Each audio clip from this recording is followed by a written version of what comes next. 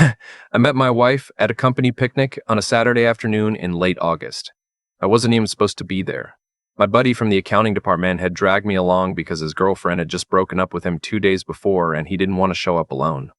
I almost said no. I had yard work to do. I had laundry piling up. I had about a dozen better excuses.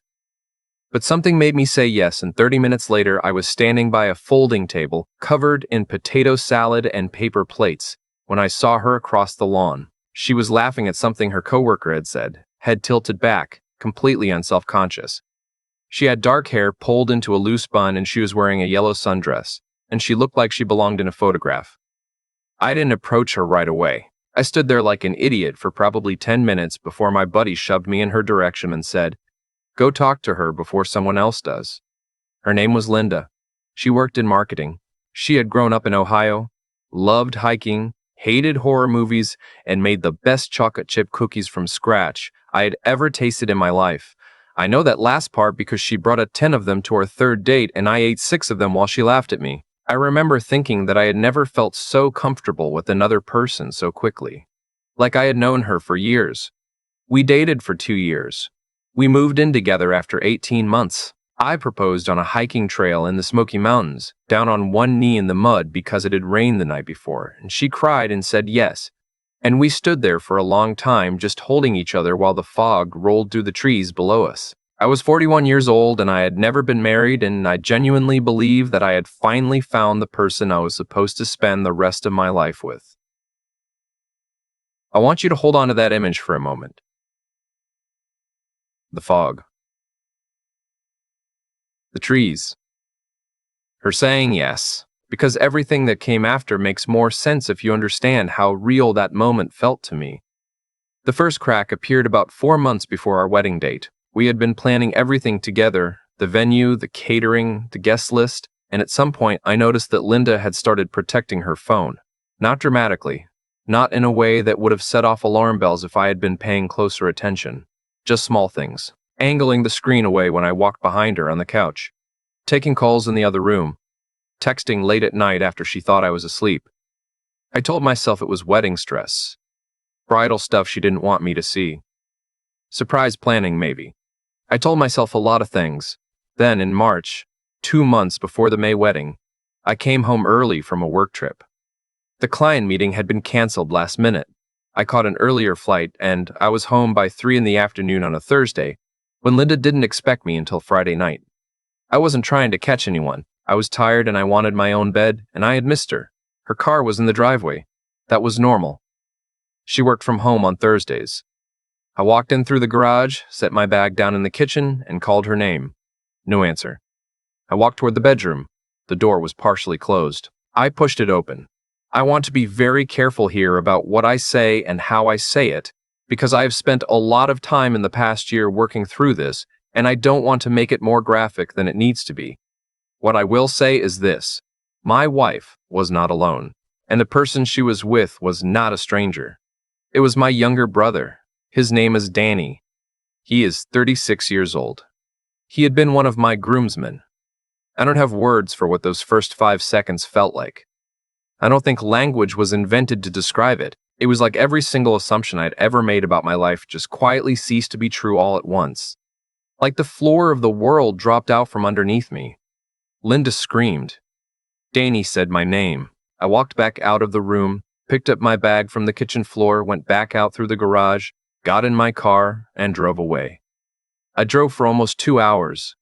I didn't know where I was going. I ended up parked outside a Cracker Barrel off the interstate, sitting in the parking lot in the dark, staring at nothing.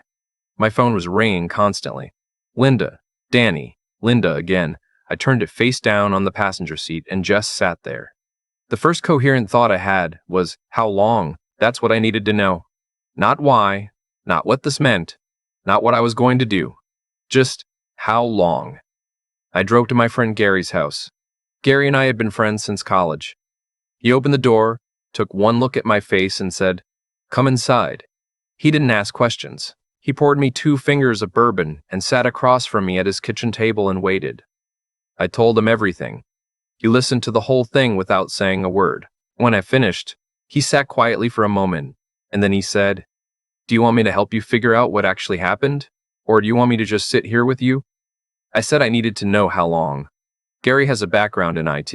He's not a hacker. He's not doing anything illegal, but he knows his way around networks and devices in ways that most people don't. He helped me access the shared cloud backup that Linda and I had set up together years earlier when we got on the same phone plan. We had both agreed to it, both set it up, both had access. I had just never actually used it. What I found there took me the better part of 3 hours to go through.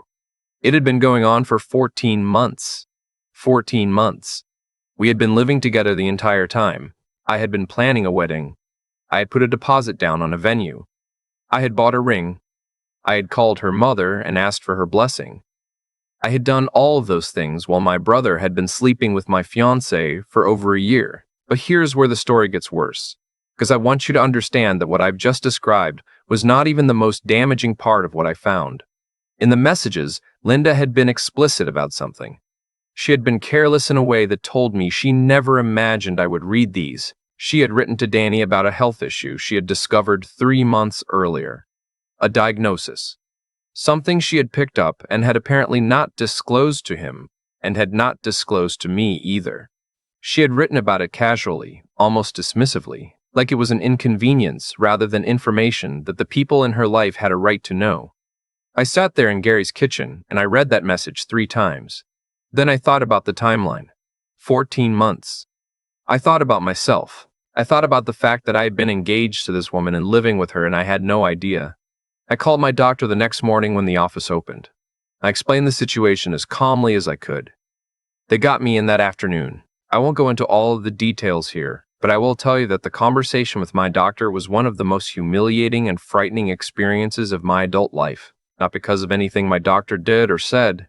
He was kind and professional throughout, but because of the simple fact of sitting in that office and understanding how thoroughly I had been deceived by 2 people I loved. My results came back over the following week. I was fortunate. I caught it early enough, and I was treatable.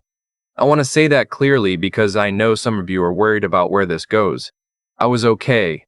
It took time and medication and follow-up appointments, but I was okay.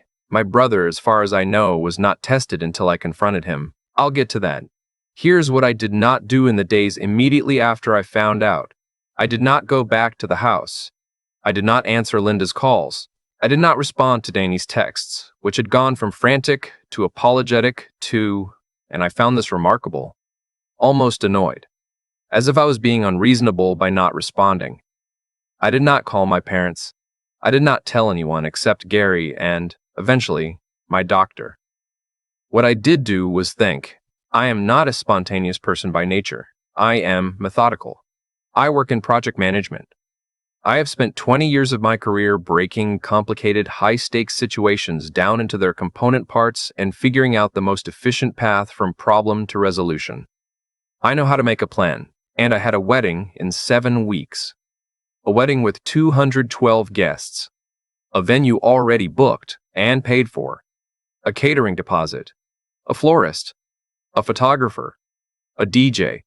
A rehearsal dinner the night before at a restaurant that held my credit card on file, and on the guest list, somewhere between the college friends and the family members and the work colleagues, was every single person in both of our lives who had not yet been told the truth about what Linda and Danny had done. I want to be very honest with you about something. There was a version of this where I just canceled everything quietly. Called the venue, ate the deposits, told people the wedding was off without giving a reason, and walked away. I know that would have been the simpler thing. I know some of you would have done it that way, and I understand why. Just disappear. Don't give them the satisfaction of a scene. Protect yourself and move on. I tried to make myself do it that way. I really did. But then I thought about my parents. My mother and father, who had welcomed Linda into our family with open arms, who had given us a check toward the venue because they wanted to help, who had told Danny over Christmas dinner that they were so happy their boys were going to be family in a new way. I thought about what it would mean for them to never know why their younger son had not been at the wedding, what stories Linda might tell, what Danny might say. I thought about Gary and 2 other close friends, Marcus and Phil, who had all taken time off work to be at this wedding, who had bought plane tickets. I thought about Linda's mother, who had cried happy tears when I called to ask for her blessing, and who I genuinely liked and who I suspected had no idea what her daughter was capable of. And I thought about Danny. I thought about my brothers standing at the altar beside me as a groomsman, smiling, shaking hands, making a toast at the rehearsal dinner, and then going home knowing that he had spent the last 14 months betraying me. I decided I was not going to cancel quietly. I called Gary. I told him what I was thinking. He was quiet for a long moment, and then he said, "How can I help?" Over the next 6 weeks, I did several things. First, I moved my important documents and financial records out of the house on a day I knew Linda would be at a friend's place. I had a key. It was still my home. I took only what was mine, and I left everything else exactly as it was. I did not leave a note. Second, I consulted with a family attorney. The wedding had not happened yet, which simplified certain things. The shared lease on the house was month to month. I was not on Linda's bank accounts and she was not on mine. There was no shared property beyond some furniture. The attorney walked me through exactly what my obligations were and exactly what I was entitled to do. The answer, in short, was that I could walk away from this engagement without any legal entanglement whatsoever, which was a relief I cannot fully describe. Third, and this is the part I thought about the longest, I prepared what I was going to say. Gary helped me put together a short, factual document. No embellishment, no emotional language, just a timeline with dates and a brief description of what the cloud backup had contained. Gary also printed several photographs, nothing inappropriate, but photographs from the messages that showed clearly who was involved and for how long. He formatted everything cleanly on plain white paper. We printed 42 copies. I did not tell Linda the wedding was off. I did not tell Danny. I did not tell my parents or hers. I let every RSVP come in. I confirmed the catering head count. I picked up my suit from the tailor. I did everything a groom was supposed to do. I want to explain why, because I know how this looks. I was not doing it for revenge in the petty sense. I was not doing it to humiliate Linda, though I understand that what happened was humiliating for her. I was doing it because I had spent 14 months being lied to by two people who had looked me in the eyes every day and chosen to keep lying. I had been denied the truth about my own engagement, my own health, my own life. And I had decided that the people in my life, my parents, my friends, her parents who had done nothing wrong, all deserved to hear the truth directly from me, in person, without it being filtered through whatever story Linda and Danny would have constructed if I had simply disappeared. The truth was mine to tell, and I was going to tell it. The morning of the wedding, I woke up at 6 a.m. at Gary's house where I had been staying. I showered, got dressed. Gary made coffee, and we sat at his kitchen table and didn't say very much. Marcus and Phil arrived at 8. Nobody made jokes. Nobody was performing anything. These were three men who knew the full truth and had shown up anyway because they were my friends and they were going to stand next to me. Gary drove. We arrived at the venue at 10:15 for an 11 o'clock ceremony. I watched the guests arrive from a small room off the main hall. I could see the entrance through a narrow window. Linda's family came in. My parents came in. Colleagues, friends, neighbors, people I hadn't seen in years who had flown in for this. People smiling, dressed up, holding little envelopes with cards inside. Danny arrived at 10:40 and stood near the back, talking to one of Linda's cousins, laughing about something. I watched him for a moment. He looked completely relaxed. At 10:55, Gary slipped out of the room and quietly handed an envelope to each of the ushers, who had been briefed and had agreed, though they didn't know the full contents, to distribute them at a specific signal. The envelopes were sealed. On the front of each one I had written, in plain block letters, "Please read before the ceremony." At 11:03, Linda walked to the entrance of the hall on her father's arm. She was in her dress. She looked beautiful. I want to say that because it's true, and because the truth matters to me even now. The music started. I walked out. I did not walk to the altar to wait for her. I walked to the center of the room, turned to face the guests, and held up one hand. The music stopped. There is a sound a room full of people makes when 200 individuals go silent at the same moment. It is not quite silence. It is the absence of noise where noise is expected, and it has a weight to it that I can still feel. I said, clearly and without raising my voice, I need a few minutes of everyone's time before we begin. If you haven't already, please open the envelope you were handed when you came in. Linda had stopped walking. I could see her at the edge of my peripheral vision. I did not look at her. I heard the sound of paper. 200 envelopes being opened. 200 sheets being unfolded. I waited 30 seconds. Long enough for most people to understand what they were reading. Then I said, "Everything in that document is true. It is dated, it is accurate, and I have the source materials if anyone has questions. I want to thank all of you for traveling here and for your love and support over the years. The wedding will not be taking place today." I looked at my parents. My mother had her hand over her mouth. My father was very still. I looked at Linda's mother. She had gone pale. I did not look at Danny. I said, "Mom, Dad, I love you. I'm sorry you had to find out this way. I'm sorry to everyone here who was not involved in any of this. You deserved better than to be put in this position." Then I turned, and I walked out through the side door, and Gary and Marcus and Phil walked out behind me. The drive away from that venue was the quietest I have ever experienced. Nobody spoke for a long time.